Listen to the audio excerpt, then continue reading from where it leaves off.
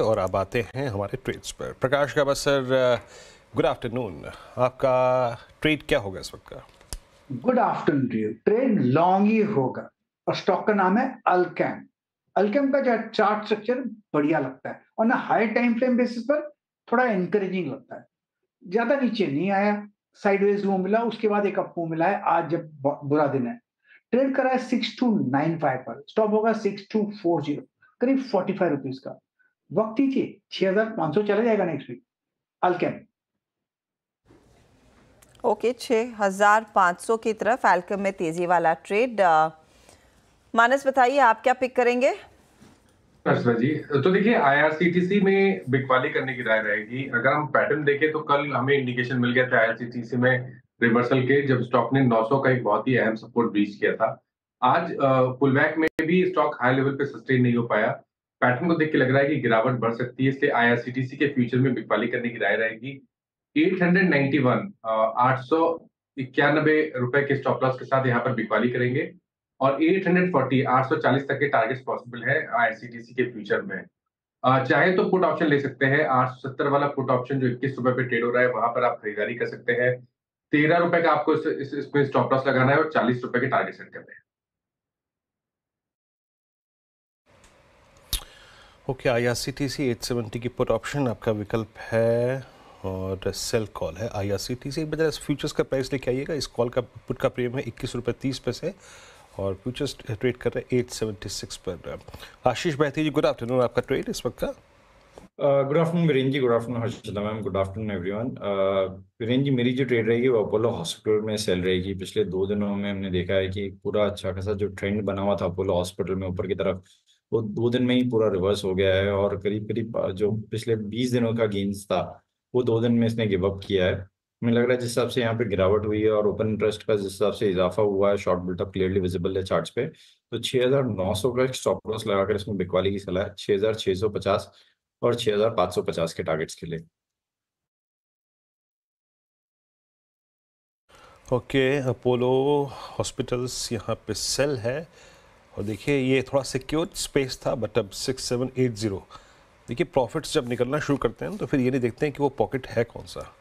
अब आप देखिए अपोलो हॉस्पिटल्स, ये भी आज सिंक होता हुआ और मीनवाइल आप सेलिंग के की जो मैग्नीट्यूड है ना, उसको आप देखिए एक बार। एटलीस्ट आप बजाज फाइनेंस रखिए। अभी भी मेरे स्क्रीन पे जो एक सिस्टम अलर्ट आया, उसमें Bajaj Finance is at 7178 below 50 day exponential moving average. 2 दिन पहले ये स्टॉक था 7700 और इनफैक्ट मैं खुद ही आई थिंक इसको रीड कर रहा था, स्ट्रॉन्ग लग रहा था मेरे को। बट 2 दिन में आप सेलिंग के क्वांटम को देखिए, 7184, गजब सेलिंग है। रचना जी, गुड आफ्टरनून। आपका व्यू इस वक्त मैम और आपका ट्रेड इस वक्त का? जी, गुड आफ्टरनून। और मैक्रो फैक्टर्स और ऑयल एंड बॉयल एक्सेट्रा और ग्लोबल इवेंट पैन आउट जिस हिसाब से चल रहे हैं, उस हिसाब से हमारा व्यू तो नेगेटिव ही रखना पड़ेगा हमें और we will stay on the short side. Oil and boil की थीम से आप हिंदुस्तान यूनिलीवर वगैरह को ध्यान में रख सकते हैं एंड एफआईआईज वगैरह जो सेलिंग आ रही है उसके हिसाब से हम एक शॉर्ट ट्रेड देना चाहेंगे which will be in Bajaj Finserv. तो बजाज फिनसर्व में हम एक शॉर्ट ट्रेड यहाँ पे डिजाइन करेंगे जहां पे 1892 के करीब फ्यूचर्स पे प्राइस है। अगर इसको यहीं पे शॉर्ट करा जाए और 1910 का एसएल लगाया जाए तो पूरी मार्केट में भी, जैसे आपने अभी बताया, लास्ट आवर में कोलैप्स का चांस बहुत हाई है, उस हिसाब से हम भी यहाँ पे कोलैप्स में इंक्रीमेंट की उम्मीद रखते हैं और डाउन साइड पे हमारा टारगेट हो सकता है 1850 एंड 1800। 1850 1800। देखिए गावा जी को छोड़ के सारी ट्रेड्स वो मंदी की तरफ ही आए हैं। राजेश सातपुते जी, आपकी बारी, बताइए क्या ट्रेड है, तेजी या मंदी? गुड आफ्टरनून हर्षदा जी, गुड आफ्टरनून एवरीवन। हर्षदा जी, देखिए ओवरऑल चार्ट देख के तो मंदी का मैंने यहाँ पे मुझे लगता है कि बहुत सारे ब्रेकडाउन आ रहे हैं, तो उसमें से एक मैं चूज कर रहा हूँ, वो है वोल्टास। वोल्टास हम देख रहे थे कि 1850 के ऊपर ये मेंटेन कर रहा था, पूरे पूरे चांसेस थे कि एक शॉर्ट कवरिंग ट्रिगर हो, लेकिन हुआ नहीं। और जिस तरह से इसने 1850 तोड़ा है with gain in open interest, यहाँ पे शॉर्ट बिल्टअप है। तो वोल्टास बेचे 1850 के स्टॉप लॉस के साथ। इसका जो टारगेट है वो है रहेगा 1760 का।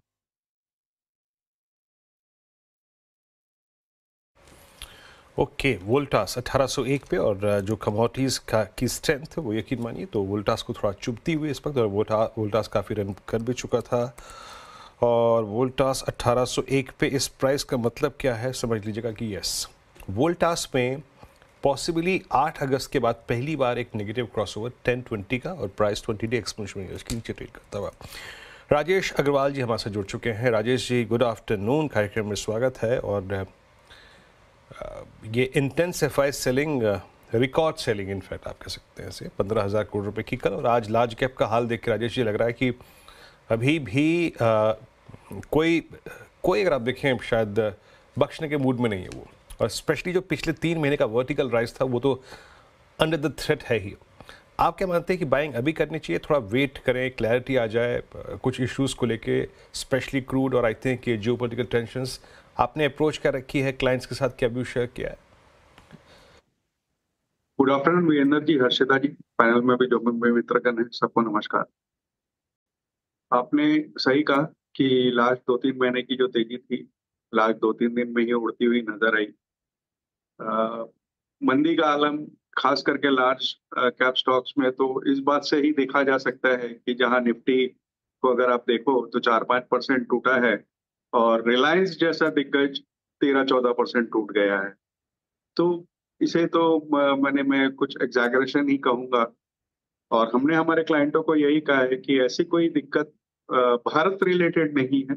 ये जो विदेशों में जो भी दिक्कतें हुई है, इजरायल ईरान की या जो भी चाइना में स्टिमुलस वगैरह आया है, लोग ऐसा कह रहे हैं कि एफआई का पैसा चाइना की तरफ जा रहा है और ये सारी दिक्कतों के कारण से यहाँ गिरावट देख रही है, बट कोई भी ऐसी दिक्कत भारत रिलेटेड नहीं। क्रूड जिसका आपने जिक्र किया, पिछले कई महीनों से 70-80 के बीच में घूम रहा था और इतनी बड़ी टेंशन के बावजूद अभी बढ़ा है, इससे मैं नकार नहीं रहा हूँ, लेकिन अभी भी 80 के नीचे है। और मुझे ये लगता है कि जब तक अपना 90-95 के नीचे क्रूड रहता है तब तक भारत को ऐसी कोई दिक्कत बहुत तेजी से नहीं आने वाली है। सेंटिमेंटली जरूर फर्क पड़ता है, कुछ एक इंडस्ट्री को ज्यादा फर्क पड़ता है, लेकिन बहुत लंबा ये चलने वाला नहीं है। पर मुझे लगता है कि ये जो गिरावट आई है आपको एक मौका दे रही है खरीदारी करने का। अब समय की अवधि मैं नहीं कह सकता कि 2 दिन 3 दिन में ये सुधरेगा या हफ्ते में सुधरेगा, लेकिन अगर आप मध्यम से लंबी अवधि का नजरिया रखते हैं तो लार्ज कैप स्टॉक, खास करके ऐसे स्टॉक जो कि फंडामेंटली बहुत साउंड हैं, फॉर एग्जांपल रिलायंस हो, एचडीएफसी बैंक हो, लार्सन हो, इनको अक्यूमुलेट करने के ये शानदार मौके हैं।